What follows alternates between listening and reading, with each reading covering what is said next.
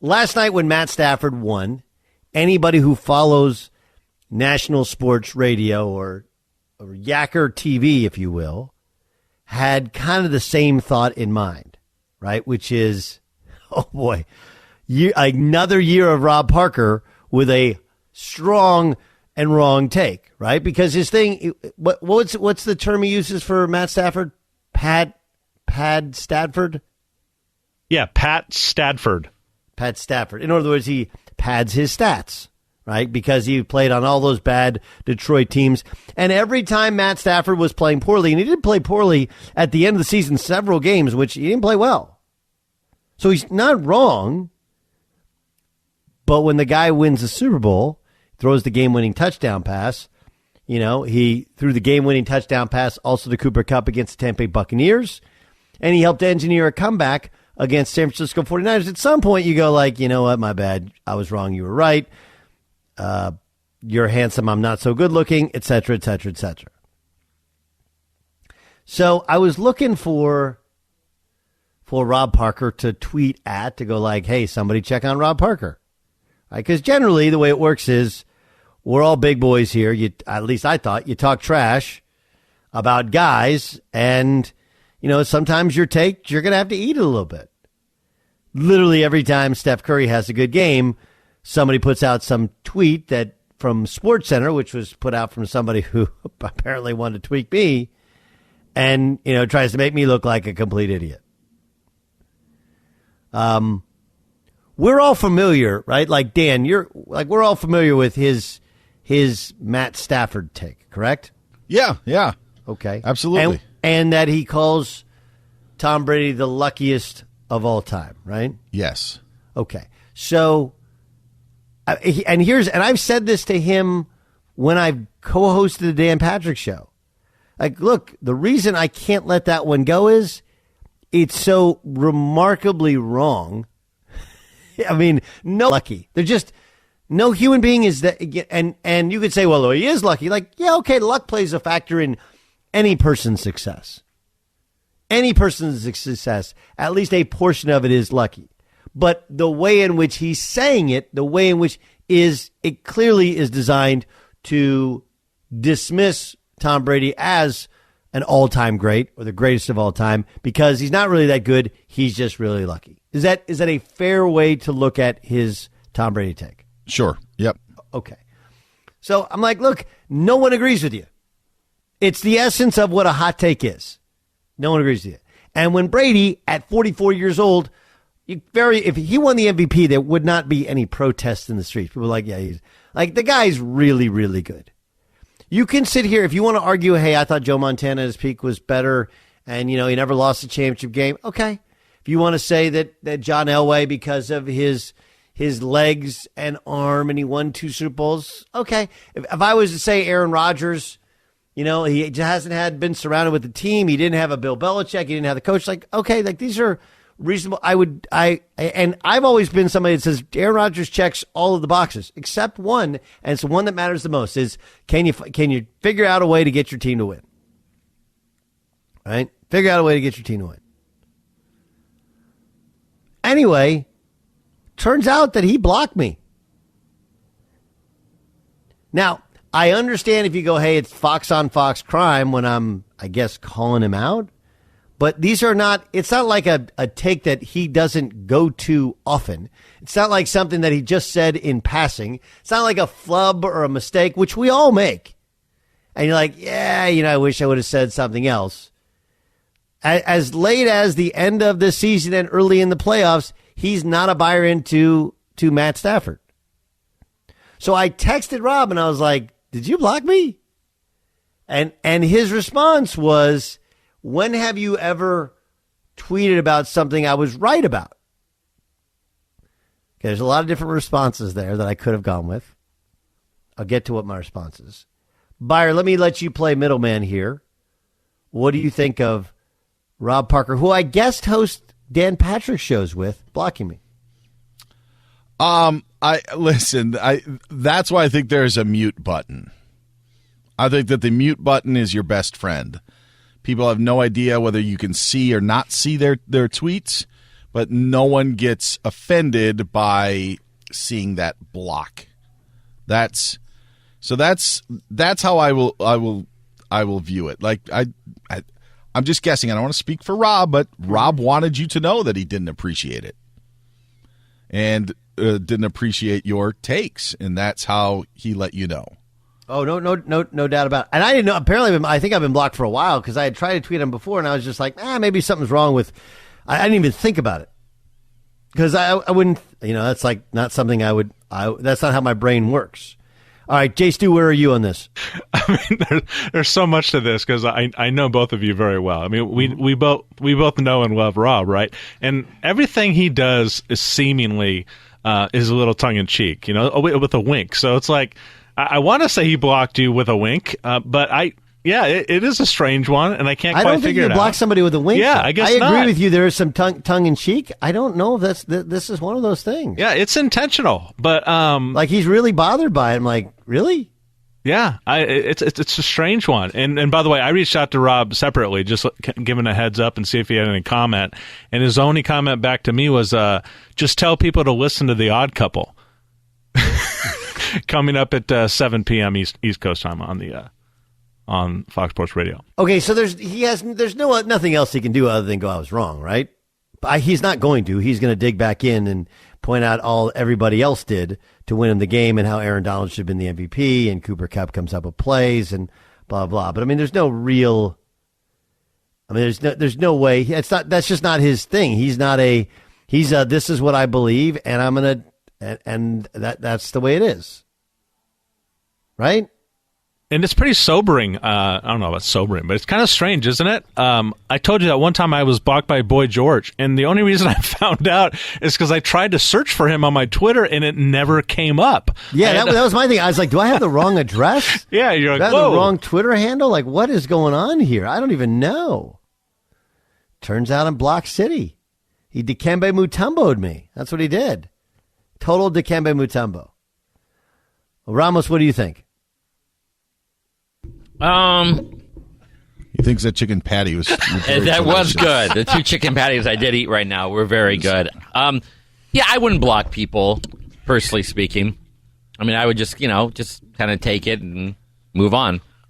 Now, Ramos has had his own little, I guess, what would you say? Twitter kerfuffle? Back and forth with Rob recently?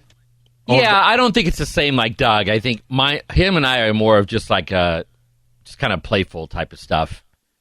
Well, like he wanted to. I think you think it's playful, maybe, but it's not really playful. Well, that's my thing. Like I thought we're all in on the joke here, right? Like you don't really think Matt Stafford stinks. Like no, apparently he does. You don't really think Tom Brady's lucky. Like yeah, he kind of does. Yeah, like he wanted to bet me early on in the year that the Rams would win the Super Bowl, and he wanted to bet me on it. Obviously, whatever wings or whatever I think Rob does when he takes it on. I just don't do that. I just said, you know what, I appreciate that, but I'll let my team just kind of speak for itself. So we could have had lunch today, is what you're telling us? I have but I don't think you just were. I guess you could say some good things if he does say something. I think that was important to you, right? I've always had Rob's back. Yeah, I've always had Rob's back. Well, with this one element. Okay, I thought what happened to him on First Take with the Cornball brother line was, I thought it was wrong. I thought there were guys that he, even to this day, treats as though they're his friends that they did not do. Guys did not, because he doesn't say that unless he said it when they meet. And though I would have probably worded it differently, like you go back and look and he's kind of right, I mean, it was very much a different conversation than the one that it became. But I also, one, because I'm blocked, and two, I don't remember the ones that he has lived or died by are Tom Brady's the luckiest of all time and Pad Stafford or whatever it is. Stat Padford? Stat Padford. Or Pad Statford. Yeah, one of the those two. Yeah. One of those two. Those are like his big takes. That's what he's known for. Oh, yeah, you're the guy that calls Tom Brady lucky, right? Oh, you're the guy who always tweaks Matt Stafford because you spent 20 years broadcasting in in Detroit. Right? That's Yeah. I'm not wrong here. Like No, I but- would love to defend him. I just don't know which takes he was right on. And this is why The Odd Couple is going to be must listen to radio coming up in 3 hours. But for Rob and being as smart as he is with these takes and these angles, if he could figure out a way to not justify Brady's 7 Super Bowl titles, you sure as heck know there's going to be a way where he won't justify Matthew Stafford's 1 title. So it's not, and I don't think that this is. Here's the thing. Here's the thing. You can't have takes like that and then be sensitive when people say those are horrendous takes, not because of an opinion, but because of the facts of how things actually played out. You can't. You just can't. Now, I will tell you, like, I don't have Asperger's or whatever, but I do lack a certain sensitivity because, like, in the real world of athletics, you go into the locker room and dudes are going to talk trash. And when you're wrong, when you say somebody's weak or sorry or soft, and then they kick your ass or then they prove you wrong, like, nothing you can do but sometimes take the L. I don't, like, he's acting like I'm giving him the L. I'm not. Stafford did.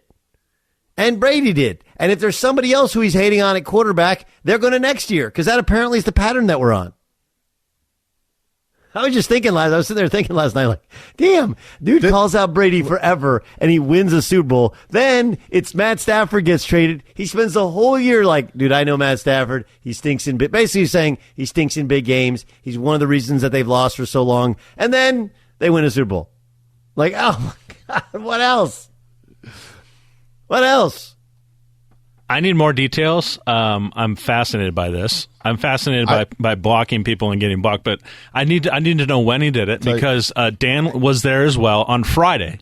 The last thing that we did on Friday was take a group shot that includes Rob Parker with Doug Gottlieb. Was that the scene of the crime?